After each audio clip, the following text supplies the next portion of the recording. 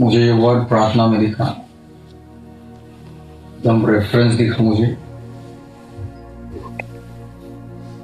ये आपके लिए वचन है। यहाँ लिखा है, यीशु मसीह खुद बात कर रहे हैं।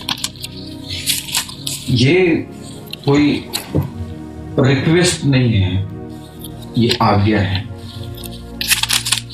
अगर आप यीशु के पीछे चलने वाले हो तो ये आपके लिए एक आज्ञा है, कमांडमेंट है। अगर सबने निकाल लिया तो मैं पढ़ता हूं। लूका 21 अध्याय उसका 36 पद। या यीशु मसीह बोल रहे, इसलिए जागते रहो। बोल रहे कि तुम करो, तुमको करना होगा, जागते रहो और हर समय, क्या बोले? हर समय। बोलिए, क्या बोले? हर समय प्रार्थना करते रहो। ये आज्ञा है। हर एक व्यक्ति के लिए जो यीशु के पीछे चलता है, ये उसके लिए क्या है? आज्ञा है। 5 प्रकार की प्रार्थनाएं कर यीशु मसीह ने करने के लिए बोला, लेकिन मैं एक ही पे जाऊंगा। पहले मैं उतने सारा नहीं बताना चाहता, क्योंकि ये वचन मेरे हृदय में आ रहा था। इस समय हमें बहुत प्रार्थना करनी। अगर अभी प्रार्थना नहीं करेंगे तो जब सामने समय बिगड़ जाएगा तो हम स्थिर नहीं रह पाएंगे, हम खड़े नहीं रह पाएंगे। प्रार्थना वो है जो आपको खड़ा रखती है।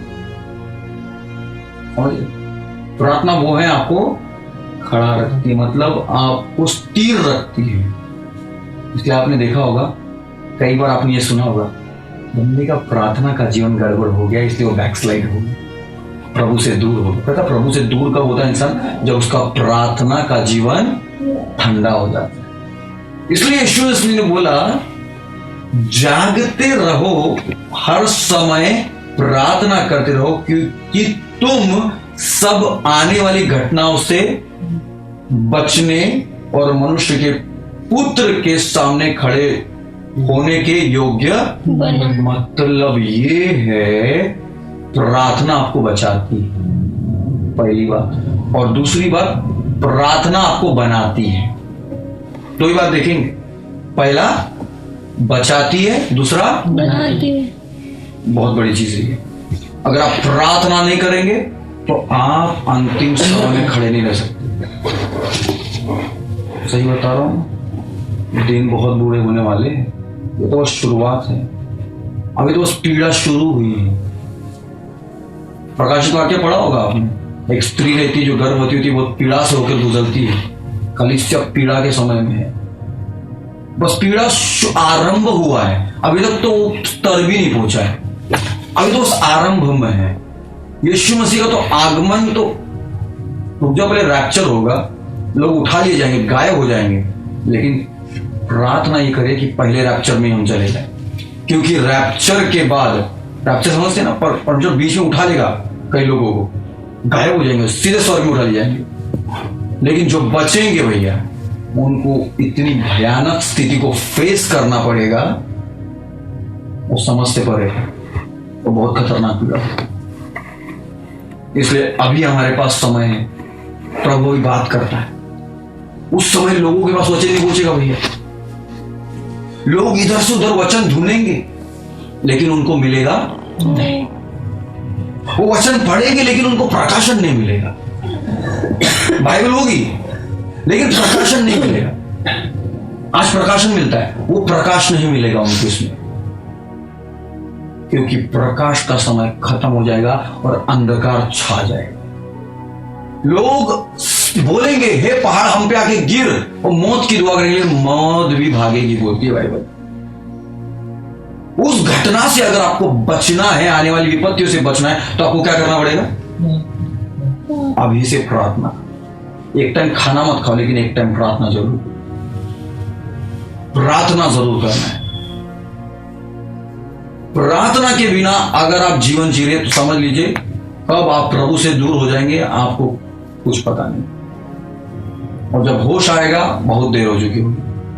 तो ये समय जो चल रहा है, बहुत कठिन समय है। आप बिना प्रार्थना के परमेश्वर के सामने खड़े ही नहीं हो सकते। क्योंकि पता है एक व्यक्ति जब प्रार्थना करता है ना, तो प्रार्थना जब सच्चे दिल से करता है, समर्पण के साथ करता है, तो उसको प्रार्थना में परमेश्वर पूरी कमियां दिखाना शुरू कर देता है, पूरी गलतियां दिखनी शुरू हो जाती है। अरे तूने कहां गलत किया, तुझे आज पूरा दिन तुमने कहां मिस्टेक की। और जब दिखे ना, भैया नम्रता से स्वीकार कर लो, माफी मांग लो, प्रभु आपको करेक्ट करेंगे। पता है शैतान का सबसे बड़ा मोटिव है, वो प्रार्थना करने से रोकना चाहता है, आपको थका देगा कहीं ना। पता है बहुत सारे परमेश्वर के साथ थक चुके सेवा कर करके, इसलिए वो सेवा करने का प्रार्थना नहीं करते, प्रार्थना नहीं करते। क्यों? अरे बहुत सेवा कर ले, दिन भर वही तो किए। अरे भाई वो तेरा सेवा था, पर्सनल टाइम गॉड का अलग होता है, परमेश्वर का समय अलग है तुझे देना। तूने तो अभी बस सेवा किया, वो तो तेरा काम है, वो तो आपका जीवन का एक हिस्सा है। सेवा करना एक हिस्सा है आपके जीवन का, लेकिन परमेश्वर के साथ प्रार्थना करना एक अलग हिस्सा है ना? काम हमारा हिस्सा है। आप नहीं बोल सकते मैं थक गया इसलिए मैं प्रार्थना नहीं करूंगा, नहीं, वो तो एक्सक्यूज हो गया, वो तो बहाना हो गया। लेकिन बाइबल यीशु मसीह क्या बोल रहे हैं? हर समय प्रार्थना करते। ये नहीं बोला बेटा जब तुम थक जाओ ना तब मत करना। मैं समझता हूं, हाँ प्रभु समझता है, लेकिन प्रभु इसमें कॉम्प्रोमाइज नहीं, इसमें समझौता नहीं भैया। प्रार्थना करना है तो करना है। यीशु मसीह को मालूम था चेले थक गए हैं, उनको नींद आ रही है, तो यीशु मसीह ने क्या बोला था? जागते रहो और प्रार्थना करते रहो। क्या तुम मेरे साथ थोड़े देर भी मेरे साथ नहीं रह सकते ना? मेरे लिए प्रार्थना कर सकते? इसलिए कुछ भी हो जाए डेली प्रेयर करिए, डेली प्रेयर, क्योंकि प्रार्थना में बहुत ताकत होती है। प्रार्थना करने वाले की आंखें खुली होती भैया। एलीशा प्रार्थना करने वाला व्यक्ति था, इसलिए वो स्वर्गदूतों की सेना को देख पाता था। सही में बता रहा हूं, वो सुबह भोर को प्रार्थना करता था। अरामियों की सेना ने उनको नगर को चारों से घेर लिया था, नगर को घेरा था। गहजी डर गया, लेकिन एलीशा ने बोला जो हमारी ओर है वो अधिक है जो उनकी ओर है। क्यों? क्योंकि प्रार्थना करने वाला व्यक्ति था और उसको मालूम था आने वाली घटनाओं से कैसे बचा जा सकता है। उसको मालूम था, क्योंकि प्रार्थना करने वाला व्यक्ति आने वाली घटनाओं का उत्तर उसके पास होता है, हर एक चीज का सॉल्यूशन उसके पास होता है। उसको मालूम है अगर ये स्थिति हुई तो मैं क्या करना है। प्रार्थना करने वाले व्यक्ति को स्थितियों में, दुखों में, संघर्ष में, सताओं में खड़े रहने की समझ परमेश्वर देता है। उसकी आत्मिक आंखें खुल जाती हैं।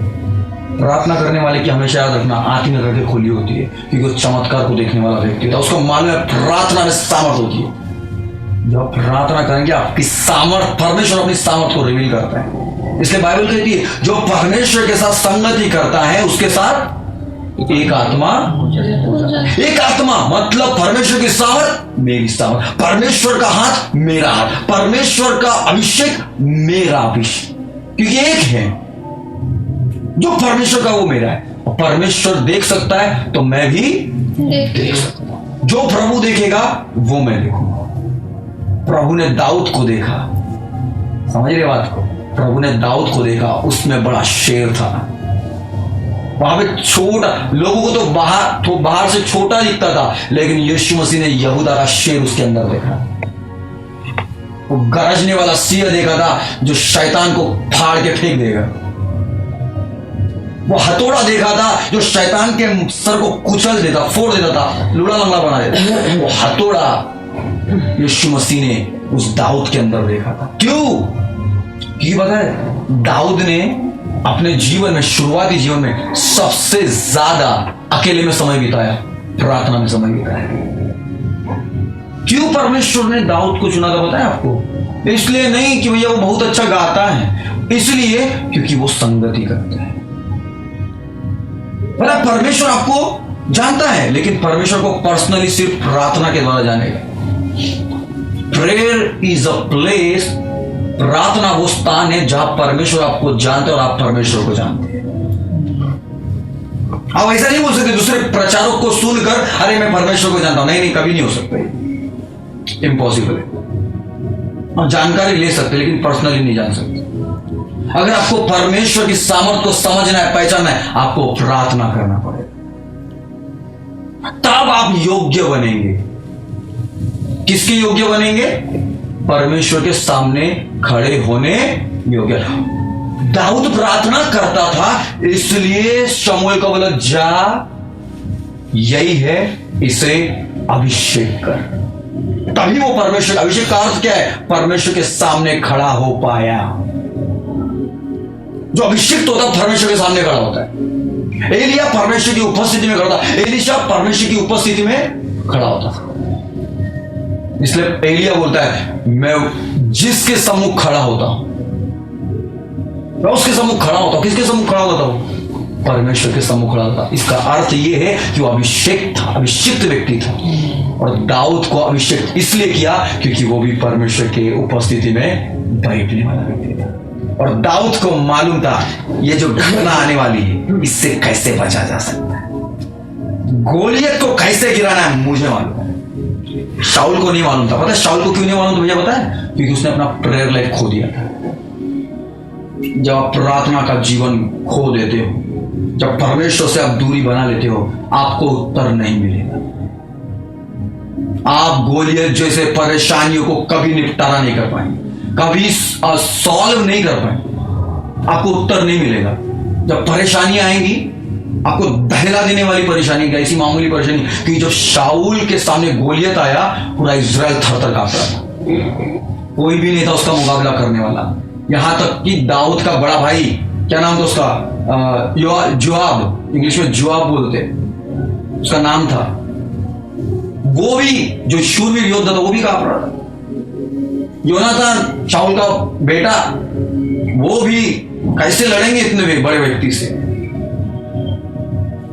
शाऊल, लोग उस समय शाऊल के कंधे तक आते थे, बाइबल कहती है कंधे तक आते थे।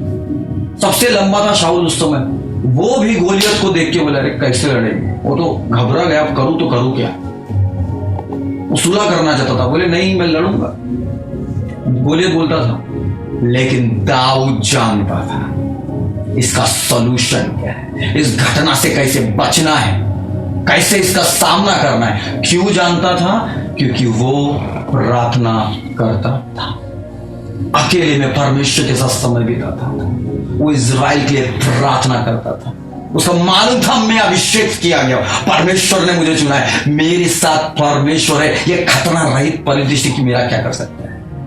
उसने लिया यहोवा के नाम का पत्थर लिया, उसने उस पत्थर से उसका माथे में आर पार खत्म एक ही बार में। और उसी तलवार उठाकर उसी को, हालेलुया। इसलिए प्रार्थना का जीवन शुरू कर दीजिए। आने वाली घटनाओं से बचना है, आने वाले समय बुरे होने वाले। आपको भी पता है, मुझे भी पता है, क्योंकि आने वाले दिन और कठिन होने जाएंगे। कलीसिया पीड़ा में से होकर जाने वाली है। अगर परमेश्वर के सम्मुख स्वर्ग में खड़े होना है तो बिना प्रार्थना के आप खड़े नहीं हो सकते।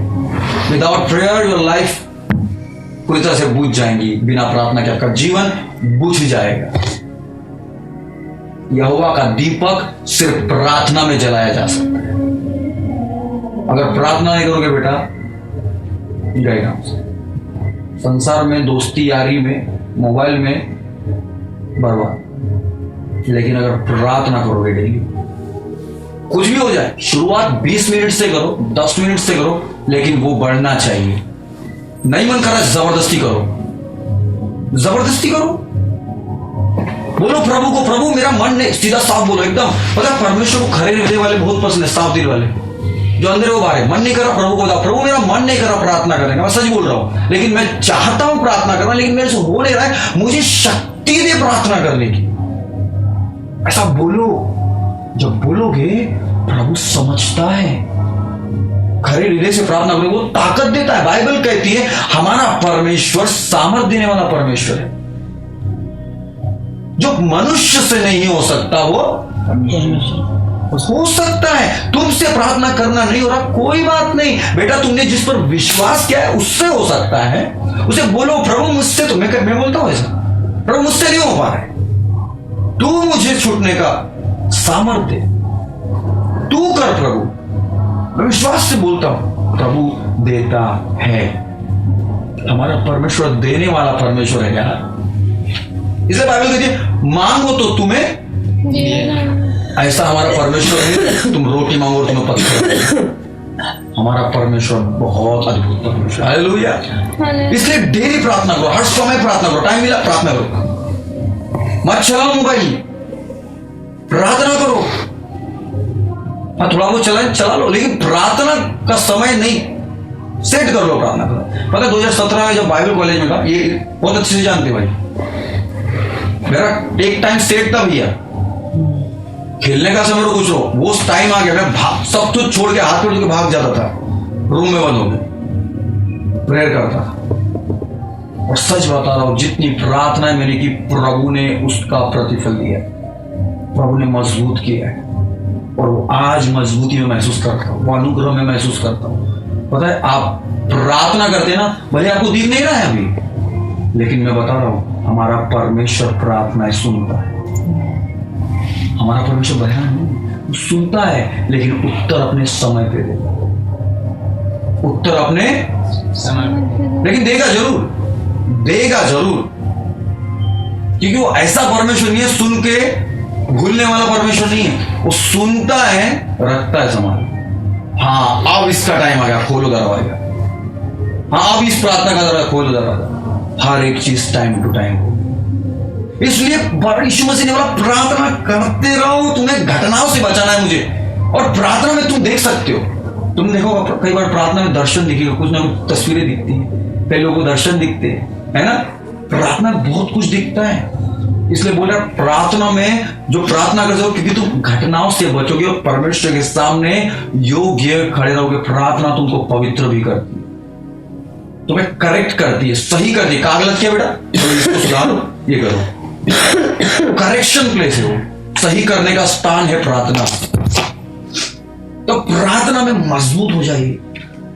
नहीं मन कर रहा सच बोलिए प्रभु से, सच बोलने की आदत डालो। बोले प्रभु सही बता रहा हूं, मन नहीं कर रहा है, लेकिन प्रभु मैं प्रार्थना करना चाहता हूं, इच्छा जागृत हो प्रार्थना, प्रभु मैं करना चाहता हूं, मुझे सामर्थ दे।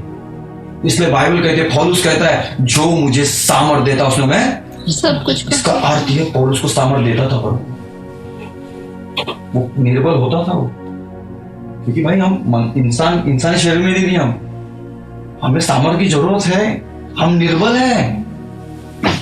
कोई बात नहीं, निर्बलता को स्वीकार करे, लेकिन ये बोले अब मैं निर्बल नहीं हूं, मैं था लेकिन अब मेरी सामर्थ आती है। बाइबल कहती है निर्बलता में उसका अनुग्रह मेरे लिए,